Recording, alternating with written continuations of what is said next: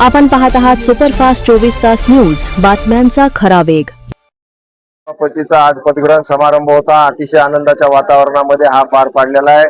नवनियुक्त सभापती चव्हाण आणि उपसभापती विवेकजी रसाळ यांची आत्ताच पदग्रहण समारंभ आम्ही आटपून बाहेर निघालेलो आहोत आणि खऱ्या अर्थानं मनाला समाधान वाटते की दोन युवकांना चांगल्या प्रकारचे न्याय देण्याचं काम आम्ही केलेलं आहे। उपसभापती विवेक रसाळ यांचं वय जर पाहिलं तर अवघं 23व्या वर्षी तो उपसभापती झालेला आहे। शिवसेनेला अभिप्रेत असलेलं हे काम आहे।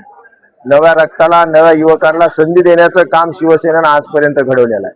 महाराष्ट्रात जेवढे काही तुम्ही सिनियर नेता कोणत्याही पक्षातले बघता तर ते खऱ्या अर्थानं ते प्रोडक्ट ते आमच्याच फॅक्टरीतून तयार झालेलं आहे। म्हणून आमची ही नवीन नेतृत्व तयार करणारी फॅक्टरी आहे, हे कारखाना आहे। इथं नवीन नवीन नेतृत्व तयार होत असते आणि भविष्यातही अशा प्रकारचे नवीन नेतृत्व करण्याच्या संदर्भामध्ये, त्यांना संधी देण्याच्या संदर्भामध्ये आमचा पक्ष अग्रगण्य राहील।